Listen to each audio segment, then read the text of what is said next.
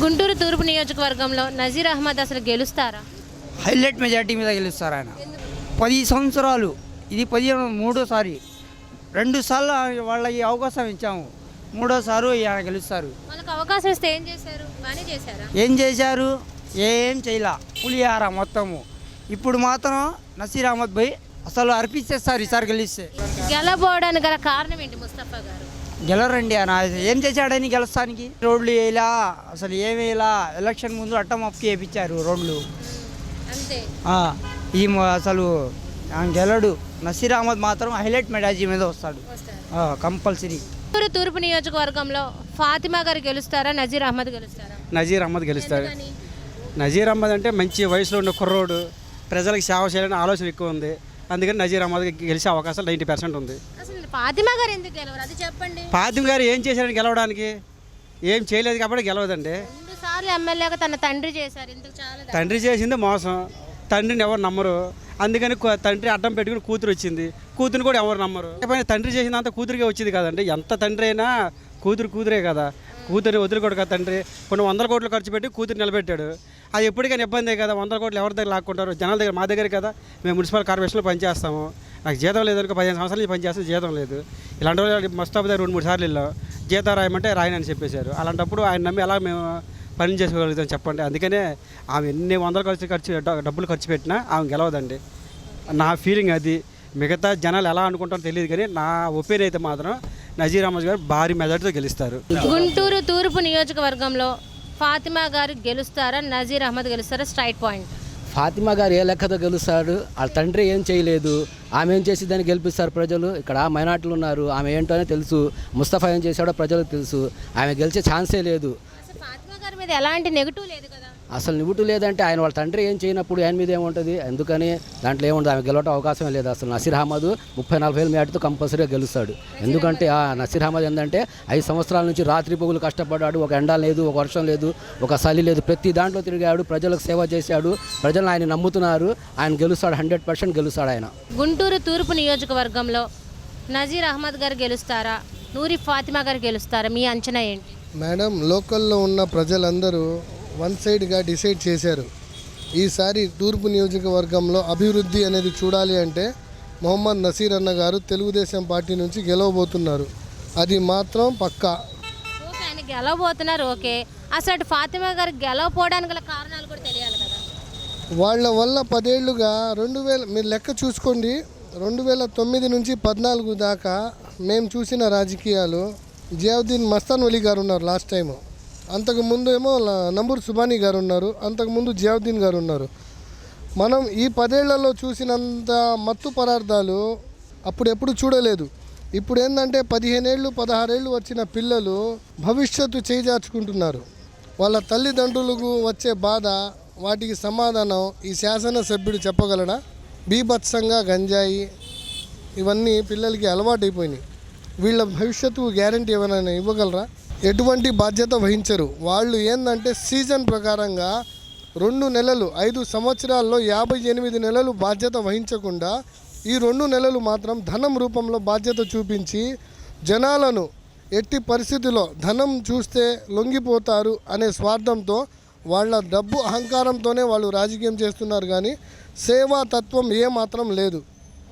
ఏమైనా చెప్తే పిండి పంచాము, గోధుమలు పంచాము, జీజీహెచ్లో వాటర్ పెట్టాము అది చెప్తున్నారు. కానీ వీళ్ళ వల్ల జరుగుతున్న అక్రమ వ్యాపారాల గురించి చెప్పమనండి. వాటి గురించి చెప్పట్లేదుగా. వాటి గురించి మీ మీడియా వాళ్ళు కూడా చాలామంది ఇప్పటిదాకా న్యూస్ల్లో చాలా వచ్చినాయి, ఎన్నో చోట్ల పట్టుకున్నారని.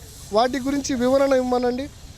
వీళ్ళు పంచే మంచినీళ్ళు పంచి కూడా వాళ్ళు రాజకీయంగా ఉపయోగించుకుంటున్నారంటే వాళ్ళు ఎంత నీచపు రాజకీయం చేస్తున్నారో మీకు తెలియట్లేదా?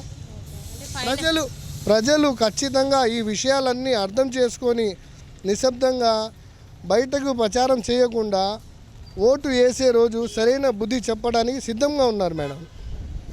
గుంటూరు తూర్పు నియోజకవర్గం నజీర్ అహ్మదా లేదా నూరి ఫాతిమానా? నన్ను అడిగితే ఖచ్చితంగా నసీర్ అహ్మద్ అని చెప్తానండి. ఎందుకనంటే అండి ఇప్పుడు జనాలు ఇసిగిపోయి ఉన్నారు. వీళ్ళకి ఏంటంటే కరెక్ట్ లీడర్ ఎవరు వచ్చినా కానీ పార్టీ ఏది వచ్చినా వాళ్ళకి అవసరం లేదు. ఎందుకంటే కష్టాలు ఉన్నాయి, అది తీర్చాలి అంటే డెవలప్మెంట్, అభివృద్ధి చెందాలి. ఇప్పుడు ఉన్న పరిస్థితుల్లో మన నసీర్ అహ్మద్ గారు కానీ చంద్రబాబు గారి రాష్ట్రంకి వస్తేనే మనకి ఉపయోగాలు అనేది కలుగుతాయి, డెవలప్మెంట్ అయింది, నిరుద్యోగులందరూ ఉద్యోగాల్లో వస్తారు. బాబు గారు కూడా మంచి స్కీమ్ ఇచ్చారు, 20 లక్షల ఉద్యోగాలు ఇస్తాం, అది వచ్చేదాకా ఖాళీగా ఉండకుండా 3,000 నెలకి ఇస్తామని చెప్పి అవును ప్రతి ఒక్కళ్ళకి. మరి ఇలాంటి మంచి స్కీములు పెట్టినప్పుడు ఎందుకని వైసీపీ ఇవ్వట్లేదు? నిరుద్యోగులు లేరనా, లేకపోతే వీళ్ళకి అవసరం లేదు, పేదోళ్ళు ఒకళ్ళ మీద ఎట్లా వెళ్తే అలాగా? అందరూ ఉన్నారు కదా మిడిల్ క్లాస్ అని. రాష్ట్రానికి సంబంధించింది బాగానే చెప్పారు, నియోజకవర్గానికి సంబంధించి అసలు నజీర్ గారి గెలవడానికి నూరి ఫాతిమా గారు ఓడిపోవడానికి గల కారణం ఏంటి? అంటే ఒకటండి, బ్యాడ్ అండి. ఇప్పుడు ఏ లీడర్ అయినా కోరుకునేది ఏంటి, ఒక మంచి లీడర్ ఉంటే మనకి మన కాన్స్టిట్యున్సీ బాగుండిద్ది, మనం ప్రజలకి చేస్తారని చెప్పి. ఇప్పుడు ముస్తఫా గారి మీద ఎంతవరకు కరెక్టో తెలియదు కానీ గంజాయిలు అమ్ముతున్నారని చెప్పి వాళ్ళ ఫ్యామిలీ మీద కూడా చాలా ఆరోపణలు ఉన్నాయి. ప్లస్ పోస్టులు కూడా, ఒక పదవి అనేది కూడా పనిచేసిన వాళ్ళకి ఇవ్వట్లా, వాళ్ళ ఫ్యామిలీ వాళ్ళకే ఇస్తున్నారు. ప్రతి దాంట్లో వాళ్ళకే ఒక పీఠం వేస్తున్నారు. కష్టపడి ప్రజలు నమ్మి ఒక పార్టీని వచ్చినప్పుడు వాళ్ళకి గుర్తింపు ఇవ్వట్లేదు. ఇప్పుడు ఉన్న పరిస్థితుల్లో చూస్తే నసీర్ గారు ఫస్ట్ టైం వచ్చారు, ఆయన్ని కూడా మనం గెలిపించుకోవాలి. ఎందుకంటే ముస్తఫా గారి పాలన చూసాం, 2 సార్లు చూసాం. 3వసారి ఎవరైనా వేయాలనుకుంటారా?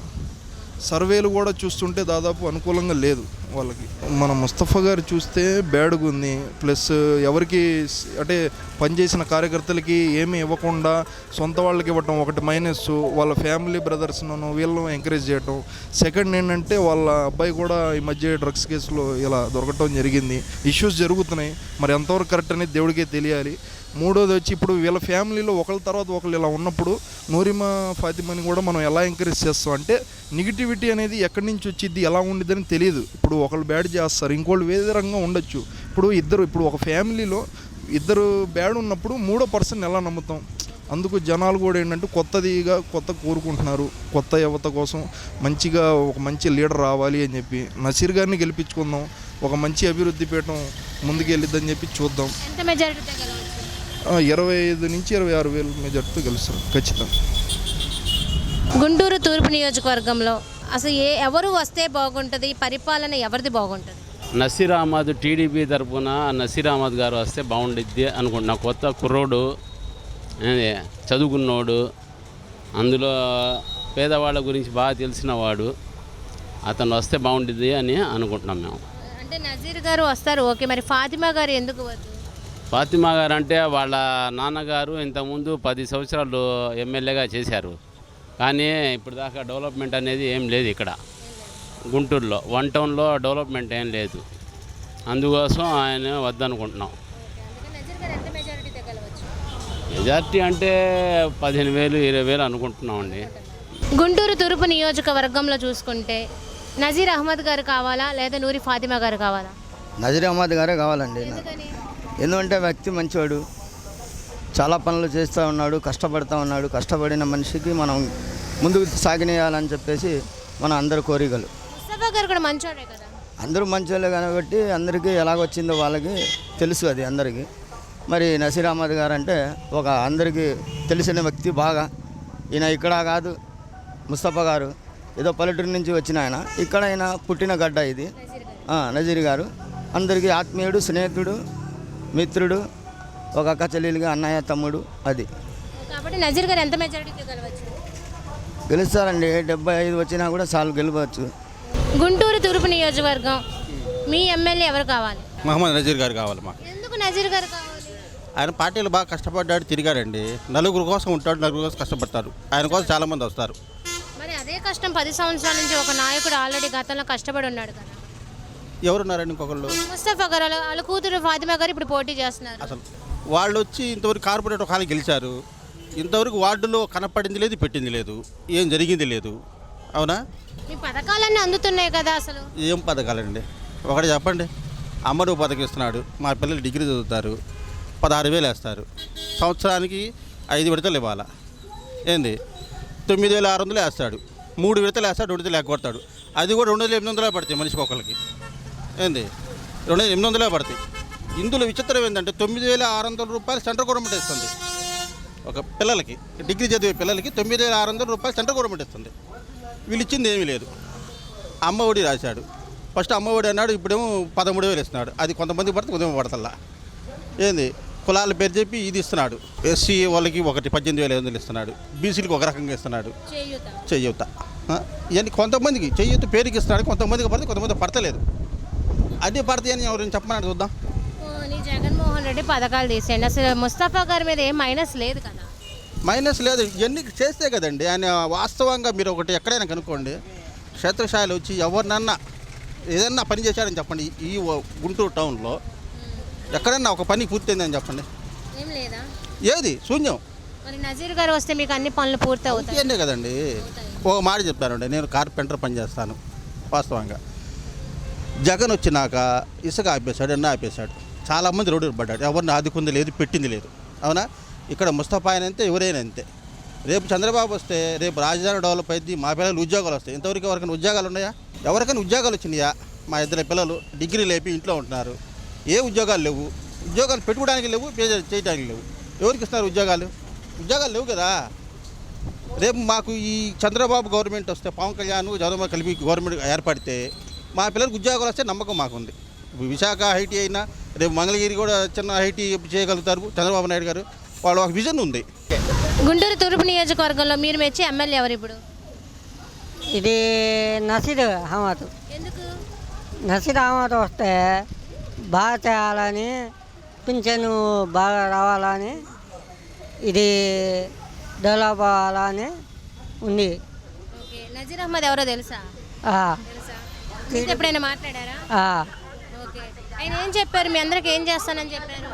అది పింఛన్లు అది అన్నయ్య ఇస్తానని చెప్పాడు. మరి ఇక్కడ నూరి ఫాతిమా గారు పోటీ చేస్తున్నారు కదా, గెలవచ్చా? ఏం రాలేదు.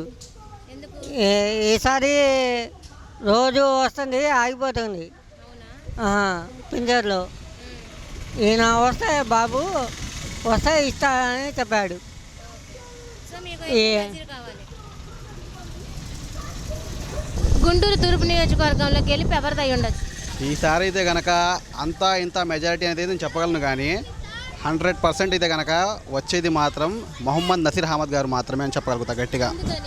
ఎందుకనంటే ఆయన పదవిలో లేకపోతేనే ఈ 5 ఏళ్ళు ఆయన ఎంత చేశాడో మనం చూస్తూనే ఉన్నాం. అదే పదవిలో వస్తే ఇంకెంత చేస్తాడో మనం అనుకోవాలి కదా.